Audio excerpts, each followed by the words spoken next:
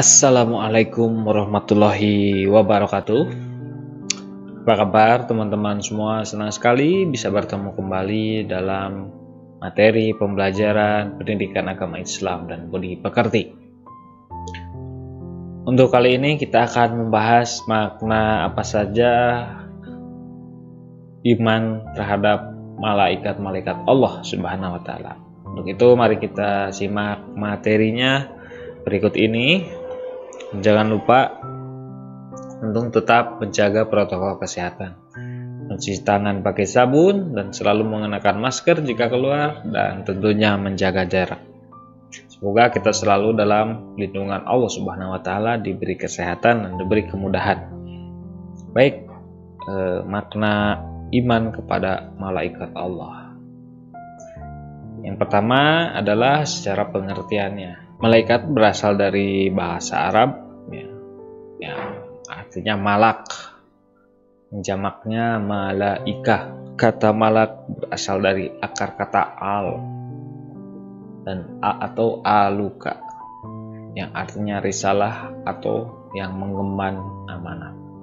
Yang dinamakan malaikat adalah pembawa risalah atau yang mendapatkan amanat. Yang selanjutnya, makna mengimani malaikat adalah mengimani wujud dan penciptaannya. Penciptaan dan wujud malaikat, mari kita simak. Yang pertama adalah malaikat itu diciptakan dari cahaya atau nur, ya. Seperti penjelasan dari Rasulullah SAW dalam hadisnya yang diriwayatkan oleh Muslim dari Aisyah. Rasulullah SAW bersabda, yakni malaikat diciptakan dari cahaya, jin diciptakan dari api yang menyala-nyala, dan Adan diciptakan dari sesuatu yang telah disebutkan ciri-cirinya untuk kalian. Wassalamu khuliqatil malaikah min nuri. Jadi malaikat itu diciptakan dari malaikat. Yang kedua ada di alam gaib. Jadi kita tidak bisa melihat rupa asli malaikat itu seperti apa, karena malaikat itu sifatnya gaib, tidak bisa dilihat oleh mata kita. Yang selanjutnya, malaikat itu memiliki sayap, seperti yang dijelaskan dalam surat Fatir, yang artinya segala puji bagi Allah Subhanahu wa taala, pencipta langit dan bumi, yang menjadikan malaikat sebagai utusan untuk mengurus berbagai macam urusan, yang mempunyai sayap masing-masing ada yang 2, 3, dan 4. Allah Subhanahu wa taala menambahkan pada ciptaannya apa yang Dia kehendaki. Sungguh Allah Maha Kuasa atas segala sesuatu. Jadi itulah malaikat memiliki sayap.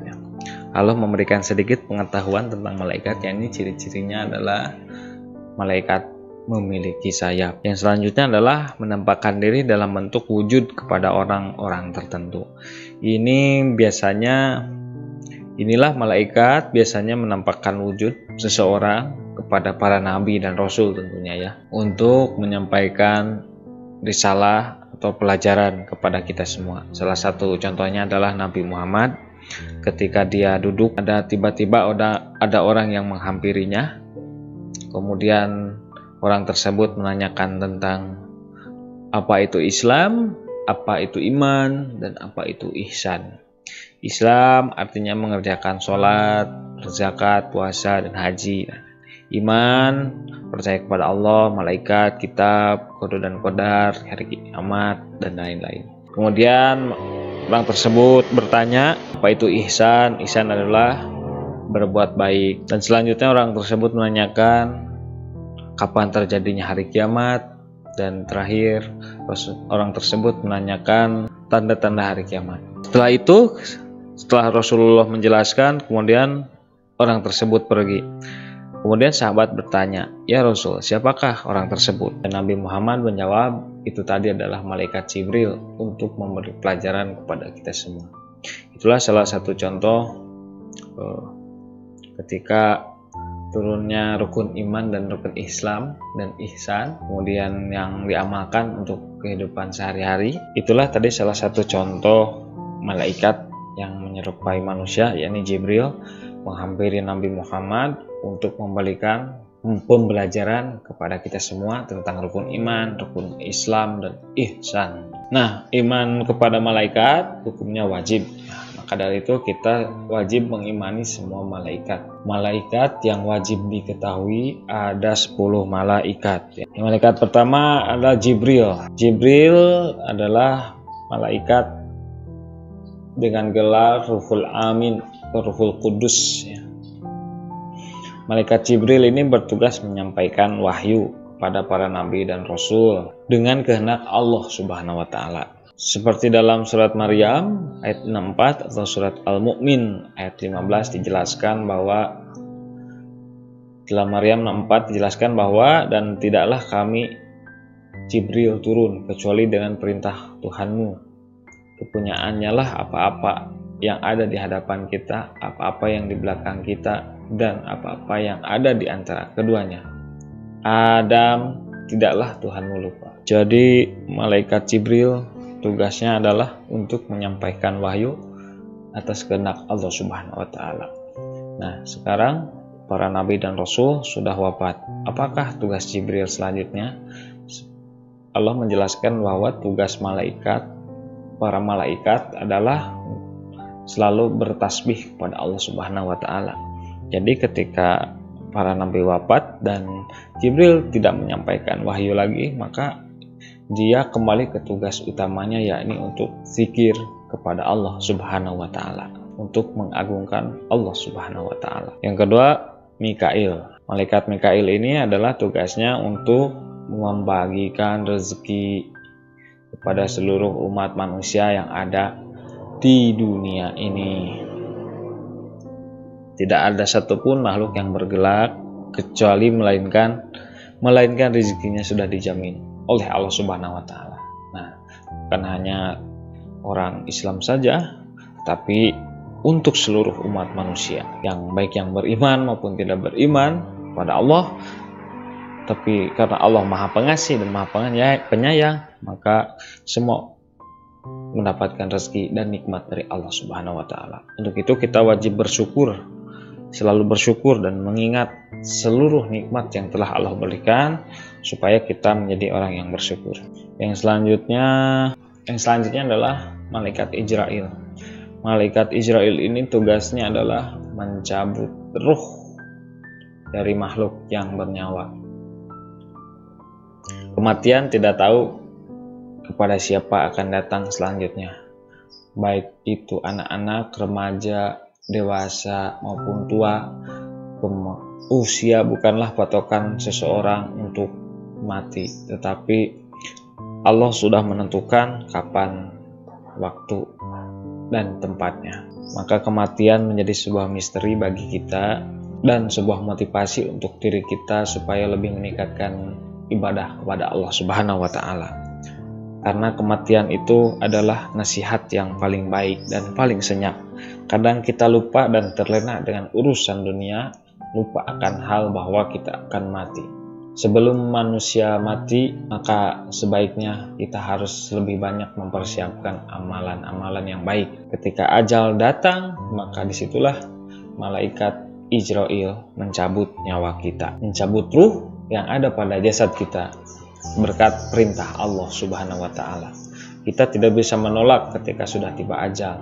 Mau kita bersembunyi di benteng yang sangat kokoh dan bagus, tapi itu bukan halangan. Ketika waktunya tiba, malaikat Israil akan datang kepada kita untuk mencabut ruh dari dalam jasad kita. Dan disitulah semua amalan kita dan semua aktivitas kita selama di dunia berhenti. Tinggallah jasad yang akan dikubur dan ruh meninggalkan jasad. Yang selanjutnya adalah malaikat Israfil, yakni tugasnya adalah meniup sangkakala. Sangkakala sebagai tanda bahwa kiamat terjadi. Ketika umat manusia sudah ada di ujung zaman, di akhir zaman, dan maka kehancuran akhir dunia ini adalah kiamat. Nah, salah satu tanda kiamat adalah ditiupnya sangkakala oleh malaikat Israfil yang pertanda bahwa telah berakhirnya kehidupan di dunia ini. Semua alam jagat raya, baik bumi, langit, dan seisinya akan dihancurkan oleh Allah Subhanahu wa Ta'ala. Dan salah satu tanda kehancuran tersebut adalah dengan tiupan sangkakala malaikat Israfil. Nanti di tiupan selanjutnya manusia akan dibangkitkan kembali di alam yang berbeda. Selanjutnya adalah Raqib, malaikat yang bertugas mencatat segala ucapan dan perbuatan baik kita. Kita harus senantiasa merasa diawasi oleh malaikat, karena malaikat itu mencatat seluruh amalan kita. Nah, yang mencatat amal baiknya adalah malaikat Raqib. Sedekah, puasa, haji, sholat, dan lain-lain, amalan-amalan soleh kita, amalan baik kita, menolong tetangga, dan lain-lain, itu semuanya malaikat Raqib yang catat. Baik perbuatan, ucapan, atau langkah kita, semuanya terekam baik oleh malaikat Raqib. Yang selanjutnya malaikat Atid. Sama tugasnya dengan malaikat Raqib, yakni mencatat amal, tapi di sini untuk mencatat segala perbuatan buruk kita, mencuri, korupsi, semua hal yang keburukan yang kita lakukan, itu malaikat Atid yang mencatat. Dan jika kita tidak bertobat setelah meninggal, sebelum meninggal, dan jika kita tidak bertobat sebelum meninggal, maka catatan ini akan tetap ada menjadi amalan buruk bagi kita dan akan dipersaksikan di akhirat nanti. Maka dari itu, sebaiknya setiap hari kita selalu introspeksi diri dan selalu bertobat kepada Allah Subhanahu wa Ta'ala untuk menghapus catatan-catatan buruk kita yang ada di malaikat Atid. Yang selanjutnya adalah malaikat Munkar Nakir. Ini tugasnya adalah menghampiri ruh atau menghampiri ruh yang sudah meninggal di alam barzakh. Ini mohon maaf apabila secara keterangannya salah ya, belum saya edit, tapi kita semua sudah tahu bahwa tugas Munkar dan Nakir adalah menghampiri ruh orang yang sudah meninggal untuk menanyakan beberapa pertanyaan. Jika Munkar dan Nakir menghampiri orang yang buruk amalannya, dia akan berwujud yang sangat menyeramkan ya.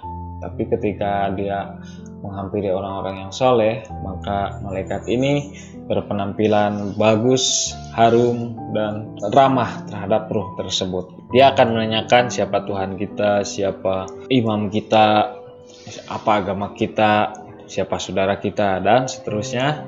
Itu nanti tergantung amalan kita.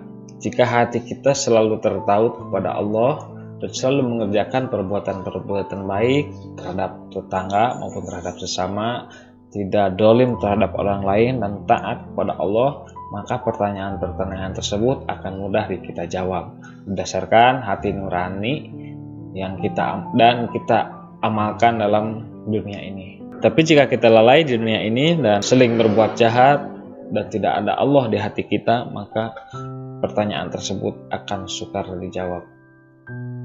Maka sering-seringlah kita mengintrospeksi diri untuk selalu memperbaiki amalan baik kita. Yang selanjutnya adalah malaikat Ridwan, yakni bertugasnya untuk menjaga surga. Dan selanjutnya malaikat Malik adalah malaikat yang bertugas untuk menjaga pintu neraka bagi orang-orang yang telah berbuat durhaka kepada Allah Subhanahu wa Ta'ala. Sedangkan Ridwan adalah malaikat penjaga surga. Malaikat penjaga surga yang tempat tersebut adalah balasan bagi orang-orang yang taat pada Allah Subhanahu wa Ta'ala. Baik, itu saja yang bisa saya sampaikan secara pengertian, secara wujud dan fisik malaikat seperti apa dan tugas-tugasnya. Mudah-mudahan ada manfaatnya. Mohon maaf apabila ada ucapan yang salah, silakan untuk mengkoreksi di kolom komentar ya. Untuk kritik dan saran juga silakan juga tulis di kolom komentar. Terima kasih. Assalamualaikum warahmatullahi wabarakatuh.